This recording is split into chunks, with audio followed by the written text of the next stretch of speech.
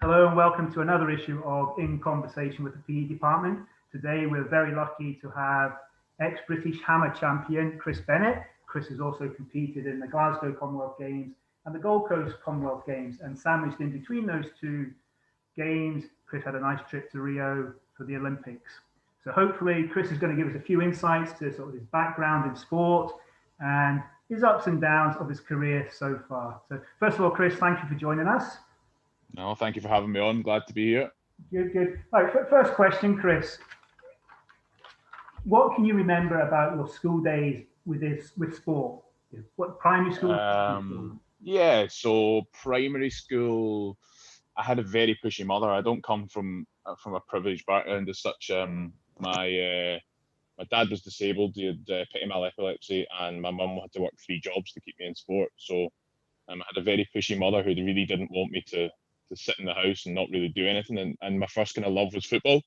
And I wasn't very good at it, but my mum used to take me to summer camps down at Scotstoun. I used to do tennis. I used to do trampolining. I did everything. So I did a full range of sports when I was younger. And then at primary 7, we were introduced to rugby at Hillhead Jordan Hill, and it was Murdo from Hillhead. You maybe know him from back in the day when he was there. Yeah. He came into our primary school and had trials for rugby, and that was kind of my first introduction into sport and playing in a team sport properly in a club. So I did that for 3 years, and one of my friends did athletics down at Scotstoun and said, "How do you fancy coming down and doing it?" And I'll be honest, I went down on the first night and I hated it. I absolutely hated it because I was running laps around the track. I was a little fat kid that couldn't run the length of himself, and that's kind of my introduction into athletics. And then my mum, being pushy, was just like, "No, you're not going to sit in the house and play computer games. You're going to come out and you're going to do something and do sport and that social side of things." And it helped me flourish as a person.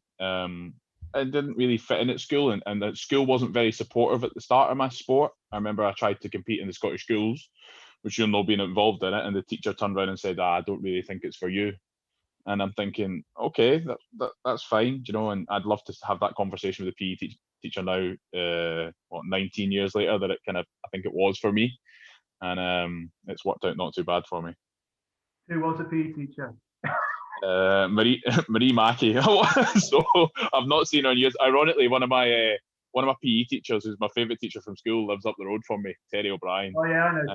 Yeah. Terry was great. Orienteering, wasn't he? Yeah, so he was a big influence on me at the primary school, secondary school, sorry, because he used to just take it upon himself to take us away in the minibus, and I mean, we went to Pitlochry, we went all around the parks in Glasgow, and like I see Terry out and about around, I still refer to him as Sir. I was like, "How you doing, Sir?" And it's just that like level of respect. So he actually dropped me an email. I hadn't seen him in years, and just after I got selected for Rio, he dropped me an email saying, "Like, well done.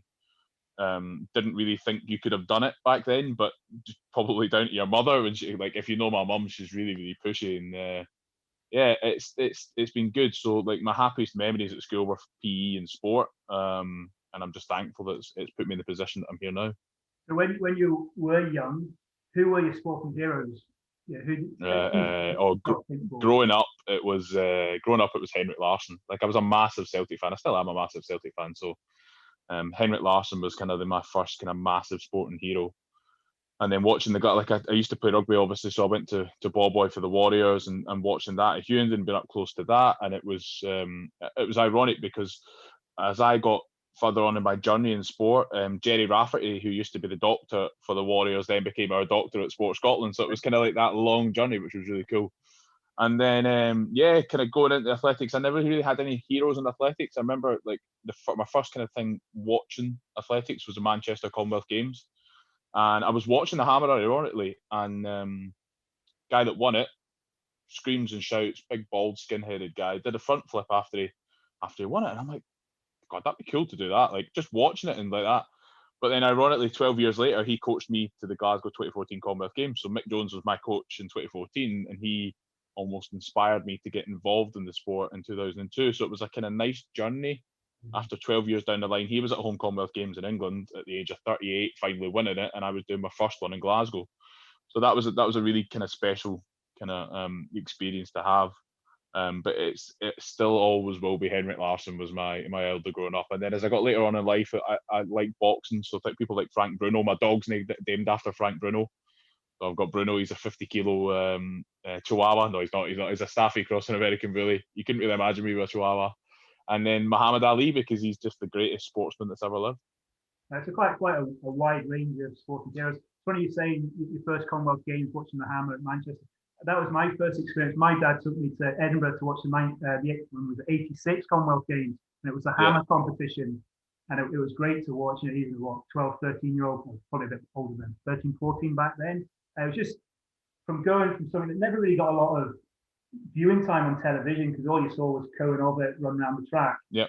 To actually go to a high level competition and watch hammer throwers and the power and the speed and the performance of them all. It was amazing. Yeah, it's something that stuck with me for a long, long time, is seeing that hammer competition in Edinburgh.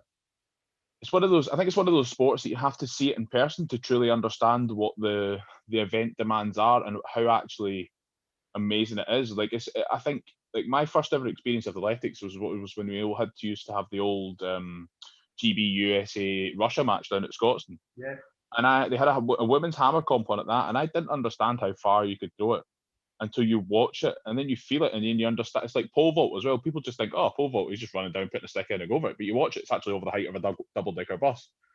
So once you understand the event demands and what someone does to do that, I think you then appreciate it more. And a lot of my friends that don't really know what I was doing, and when I go into schools and primary schools, you put it into perception for them, and you say, look, I can throw this 7-kilo hammer 76 meters, and they're like, oh, how far is that? And then you do 10 big steps and you work it out, and they go, okay, that's quite far. And then you go, yeah, add another 66 onto them, and you go, oh man. And then you think it's probably about the size of a 12 to 18-month-old baby, and they've suddenly got an idea of seeing this baby flying 76 meters, but they can then understand what goes into the event as such. So it's undervalued and underappreciated until you see it in person, I think. Okay. As your career, can you give us a background to your career, maybe the highs and the lows as you've gone from leaving school, or maybe representing Scottish schools, taking part in the first UK school games, your big Commonwealth Games, Olympics, all the highs and lows, like the funding, the jobs you had to go through, you had to train. So I didn't really fit in at school, like I said. My dad was disabled; he had petit mal epilepsy, so I was kind of always looking after him and on the side of doing sport. And sport was my kind of escape from normal life as such. I fitted in there. I was a social butterfly. I would say I was well liked when I was growing up as well, through sport, and that was my way of finding myself in life. So I always knew I wanted to be involved in sport, whether that be working in it, doing it, or whatever. And I had been kind of like very successful. I hadn't represented GB. I'd represented Scotland, won medals at British champs, and I got to the age of 19, and I had a choice to make. And it was just after or just before Delhi Commonwealth Games, and I kind of took a hiatus away from sport. I'd took 4 weeks off. I decided to kind of leave the social life. I'd eat and drink what I wanted. I didn't train for 4 weeks, and I came back and I decided it's what I wanted to do. So I sat down with my coach at the time, it was a guy, Alan Bertram, and he said to me, you could have qualified for Delhi Commonwealth Games and you've stuffed it. You've got no chance now. So bear in mind, this is 8 months before qualification. And I'm like, he never ever let me forget it. And he kept hammering it home that I could have made to Delhi Commonwealth Games. So I obviously didn't make it that year. Watched it on the TV. It was quite hard to watch because I felt like I deserved to be there. And I watched people that I'd trained with and competed against be there. So I decided that I was going to make something of myself the next year, especially with it being in Glasgow, being a home game. Being a home games and trying to make something of it. So I came out the next year and I qualified for Glasgow 3 years before I was meant to be there, and I put 5 meters on my personal best because I almost had this bit between my teeth because someone told me I could have done something, and due to my negligence, I've not done it. So I had a really good year in 2011, and then 2012 I was leading up to the Olympics. My training partner, who's now my coach, was trying to qualify, so we went away to South Africa in February for 3 weeks, and I come back and I hurt my back when I come back. So I had 2 bulging discs in my back, so I spent 46 weeks recovering off of that. I got myself back into some shape, and then I got told in the July that my dad was dying. it was the August that he was dying, and he died a week after I was told that. So I kind of had no urge to do sport anymore. I didn't really want to do it. I was kind of running around like a headless chicken. Didn't really do anything. So that happened in the August, and it took me like 3-4 months to get my love back for sport. Kind of decided again it was what I wanted to do. I got back in the December and was flying up into the April, and then in the April 2013 I went warm weather training with my coach. We left him at the airport, and 2 weeks later he was dead of liver cancer. So that kind of 2 years build up to Commonwealth Games was a bit ropey, shall we say. It was a hard one to take. And then I linked up with Mick, and Mick used to be coached by Alan, but he lived in London, so he lived 400 miles away. So I had to commute either to London, he had to commute to me. So we had it down to a fine art where I used to leave my house at 6 a.m. I'd get this 7:30 flight to Gatwick, train at 10 o'clock in the morning at Gatwick, at Crawley, get a sleep, and then come back up the road, and I wouldn't be back to 10 o'clock at night. So I did that for a year, got to Glasgow, was in the form of my life, and then decided it was my one big thing I wanted was my dad to see me at the Commonwealth Games, and that never happened. So the emotion got the better of me, and I finished dead last when I was absolutely flying. I couldn't take the pressure of it. So kind of left the stadium in tears that night and decided it wasn't the end. It wasn't what I was going to be known for in the sport. And you'll see this as I go through it, that everything that's happened to me and everything that's kind of been a downfall in my life, I've always used it to a positive. Now, it may have not have happened right away, but I've always used it to my advantage later on, to like fuel for the fire or a reason to get back into sport. So I came away from it deciding that it wasn't what I was going to do, and that wasn't what I was going to be remembered by. So I came out the next year and I qualified for the Beijing World Champs in 2015. Was in the top 32 in the world, had put 3 meters on my personal best, and then British Athletics told me they weren't taking me because I hadn't met their selection criteria. So that was another, again, kind of like kick to the teeth when I was down, and I decided that I was going to come out next year and I was going to try my best to go to Olympics. And they'd spent the whole year telling me, no, you're not going to go to Olympics. We don't think you're going to go so far enough. We don't know you're going to do this. And I came out and I qualified for Olympics. They still told me I wasn't going to go. And I was told that if I went to European Champs and I made final, I would go to Olympics. So I did that first time round, and they still said, no, you're not going to Olympics. So I had pretty much decided that, you know what, I've had a good crack at it here. I'm not going to make it to Olympics, so I'm just going to carry on my life. I've had a good crack at it here. I was proud of myself. You know, I'd achieved more than I'd ever thought I'd ever was going to achieve in the sport. And they phoned me. This was I qualified for the final on the Friday. I finished 10th in the final on the Sunday, and they phoned me on the Tuesday and they went, oh, by the way, you're going to the Olympics. And I'm like, I need to change my plans for the next 3 weeks because I'm meant to be going to the Olympics. It was kind of this crazy whole whirlwind of thing because I wasn't involved in any of the pre meetings. I didn't know anything what was happening. I signed the forms to say I was eligible for Team G 2 days before selection meeting. So it was all kind of this whirlwind of emotions. And I had this imposter syndrome when I went to the Olympics because I didn't feel like I deserved to be there because they'd spent the whole time telling me that I shouldn't have been there. So I'd achieved everything I ever wanted in the sport and more. And I toyed with the sport for 2 years. I trained full time. I got funded through British Athletics. I probably wasn't in it mentally because I'd achieved everything I wanted. And it eventually culminated in going to Commonwealth Games and finishing 10th there, where I was ranked second going into it, which was a massive kick in the teeth because all I ever wanted after doing Glasgow was to better my result in Glasgow and go there and win a medal. And it was a trip of a lifetime for my mum. And it never happened. So I kind of felt a little bit empty after it. I struggled a lot with my mental health. I had a massive mental breakdown after I come back from Gold Coast and like really, really struggled and wondered if I wanted to be part of this world anymore, if I wanted to be part of sport, if I wanted to, you know, if this life was for me anymore. And it got quite bad quite a lot of times, and I had to work out if this is what I wanted to do with sport. So I took 9 weeks off at the end of the year. I'd kind of been nursing a knee injury the whole year round. Couldn't really get any form or fitness. Had British Athletics telling me I had to get an operation, and then I wasn't getting to miss competitions. I was still getting binned off funding. So I had all these pressures, and I eventually just went, you know what? I don't need it. I need time away from the sport to decide if it's what I want to do. And I came back, and it's still what I wanted. I wanted to do it. I decided I was going to be based up in Scotland more, so I was basing my training at Glasgow and Edinburgh. And I was happy, but I was never really committing to the sport because I'd still done everything that I wanted to achieve.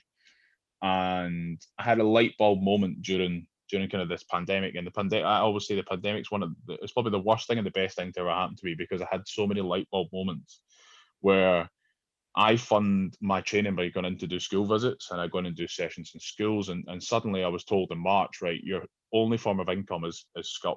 You can't do that anymore. You can't pay the money you owe you. You have to go out into the big bad real world and get a job. So I took a full-time job with Tesco delivering the shopping. And I did that for 3 months, and I had barely trained. I was training 2 days a week. I was overweight. I was sitting at 24.5 stone, which is like mad to look back at that and think about that, how I actually got myself into that shape. And I had a light bulb moment with my coach in June, and we sat down and we had a meeting, and we were just like, right, okay, what are we going to do to get you better? And we had very frank chats, and he basically sat me down and he went, you're too fat. And that's how he put it to me. He's like, you're too fat. And I'm like, okay. And it was like the light bulb moment and switched on. And I went, you know what? I'm gonna bust myself here to get the weight off. And I lost 22 kilos between June and October. I got myself into some really good shape. Hadn't really had any plans to compete. Competed at the end of start of September, and finished second in the British Championships. That was a disaster to me. Like anyone else would be like, oh, that's amazing. I was like, no, it's a disaster to me because I was in shape to win it. So I said to myself, I said, you know what, it's like the fire's starting to relight and reburn. And ever since then, I've not looked back. And you know, I love the sport. I've got a passion for the sport as well, and I think I've got a passion for myself back. I think that's what I needed. I needed someone to tell me the home truths, and no one had ever done that before. They'd always said, "Oh, you're great, you're this," and I need someone to just sit me down and go, "This is wrong, fix it." And that's the discussion we have now. Yeah, I think so for me, a great desire to be the best you can be. Now, I obviously see what you put up on Twitter or Facebook, and let's say the training. Most people at this time of year will go warm weather training. You haven't quite got that at the moment. So the post that you put up the other couple of weeks ago on Twitter, anybody got a petrol blower? Talk through your sort of thinking behind that, and why so important. Yeah, to me it's a routine. I like routine. Now that session may not have been the most important session of my year, but for me to keep momentum, it was important to keep the momentum going. So it snowed. It was 4 inches of snow where we trained, so I needed to clear the snow. So somebody had borrowed a petrol leaf blower to be able to do it, to use a blowtorch on the stuff underneath it to get the ice off. And it's just, once I'm in that groove, I will do anything I can to keep myself training and keep myself moving. But if I'm honest with myself, was that desire there this time last year? Probably not. I'd have probably skipped the session and took the easy option out. But to me, it's to keep myself going and keep myself in that mental frame of mind to keep going and actually keep the progress. Because I like to think of it, it's like a train. Once you get the train moving, you keep it going, it builds up steam. And eventually when you hit the competition season, you can actually say, I've done everything I can to make sure I'm in the best physical, mental state and technical state I can ever be in. And I can honestly say that for the first time in my career at the age of 31. So I'm a bit annoyed it's taken me till I'm 31 to do that, but I'm just glad I've had the time to do it. I mean, it's good you sort of brought up the mental aspect of the sport. Your sport, people think it's all about physical, being the fittest you can, but your brain needs to be in shape as well. And you've obviously gone through a few ups and downs. You're getting a psychologist. What have you benefited from having a psychologist help you to become better? Someone who listens to me, who doesn't know me. So I'm your typical sort of guy who will bottle up emotions and not let away. And it's like, you keep bottling everything up, eventually it's going to blow up and have a bad effect on what you do in sport. So I think a lot of athletes' problems are not actually to do with the sport. A lot of athletes' problems are outside of sport, and they then materialize and fester and show yourself in the sport. So for me, it was someone who actually listened to what I was saying. It's Zara Lipsy, it's Dr. Zara Lipsy I see, and the best thing she ever done for me was I seen her after my dad died and my coach died. And she sat there and she says, I'm Zara Lipsy, I'm a clinical psychologist, and my notes are completely separate from everyone else. Who are you and why are you here? Now, she knew exactly who I was and why I was there, but it was someone who was listening, someone who didn't have a preconceived opinion of me, I could open up to and say, I have these issues, I need to get them sorted. And I was in floods of tears after 40 minutes, and she hadn't said a word. And she's like, you needed that, didn't you? And I was like, yeah. So she to me is almost like a confidant, and it's helped me be able to deal with my emotions more and have more coping mechanisms. And also, a big massive thing for me is I can now use those skills that I've developed on people I coach. So I coach a young girl, she's 18, she's the best in Britain for her age group, but she was going through that stage of she's going through school, she's going through the changes in her life, going to uni, and actually her becoming independent has helped me bring out the personal skills that I can use to make her a better person, but also to make me a better person because I can look at the coping mechanisms that I've got. So it's been a massive thing for me, and it's just having that someone who doesn't judge, who can listen to you, and almost guide you on the path, because you pretty much already know the answers that you need yourself. It's just someone to reassure you and to advise you. Yeah, you've obviously gone through a lot, and you've told us a lot of the dark times that you've had, growing up and performance-wise and life-wise. What's your take on people that maybe try and take the shortcut to the top? The drug takers. Yeah, there isn't a shortcut to the top. I can understand why people do it. That doesn't mean I agree with it. I understand why people do it when they come from an underprivileged background to Olympic champion. So let's take Russia, for example. So the 2008 women's hammer champion was a woman called Tatiana Lysenko. So she came from an underprivileged background in Moscow. When she won the Olympics, she was given an apartment in the middle of Moscow. So there's the incentive. And to them, it's a way of bettering themselves. But to me, it's almost like, can I sit and look myself in the eye, or when someone asks me what I've achieved, can I sit there and go, it's everything, it's me? Is it someone else? Is it something else that's been helping me? So I have a massive issue with people that do it and try to cheat the system. It's one of my big bugbears because I go out every day as a clean athlete and I make myself available for testing. I don't miss drug tests. And there's people that are getting away with it. It really, really annoys me. I can understand why they do it, but that doesn't mean to say I agree with it. And I think we're only just scratching the surface with it in sport at the minute, and I think that's the worrying thing. Okay, well, I think it's enough from me, Chris. I think what we'll do now is we'll bring the pupils in to ask you a few questions.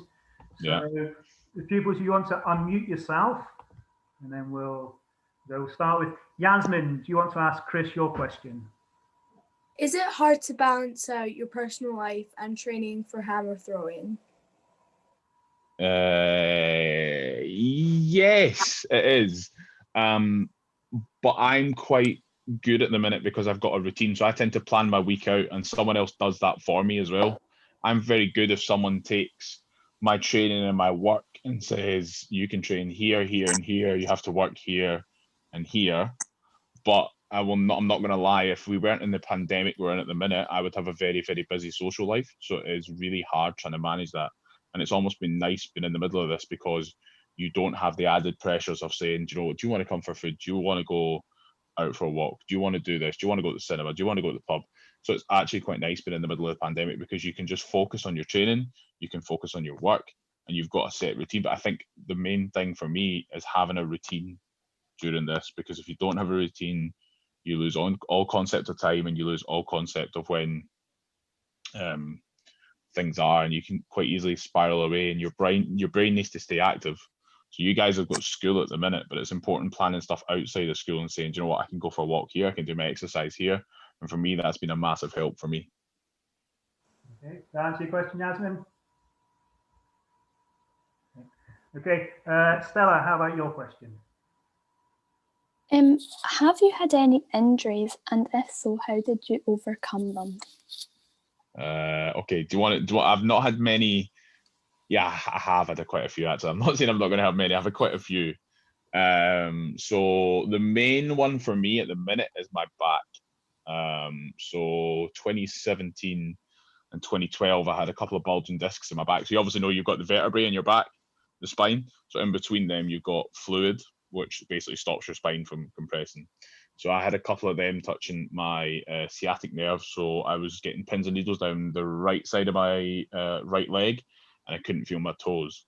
So for me, it was about having a plan in place and how to fix it. But I also had to get, I think in the space of 3 months, I had six injections into my back to try and keep myself healthy. I had an epidural, so which is what they give to pregnant women when they don't want them to feel any pain. So it was hard to do, but it was always having a plan in place and having an outcome at the end of it, and having sort of getting the process to get there. Because there's no point in saying I've got a problem with my knee, that's it, I can't train. You've got to find stuff that you do. You've got to find stuff that aggravates it, stuff that doesn't aggravate it, and then build that into your training whilst also still trying to perform at the high level. But I've had some good ones. Like I've had a problem with my knee. I got a hole in the inside of my knee that they said I had to get operated on.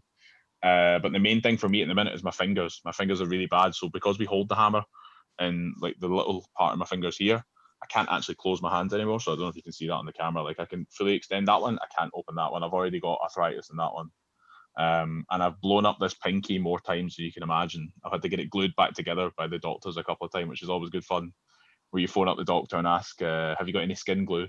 And he says to you, what have you done this time? So yeah, but I think it's important to have a plan in place and to find things you can do and things you can't do. You take the things you can't do out and you do more of the things that you can do.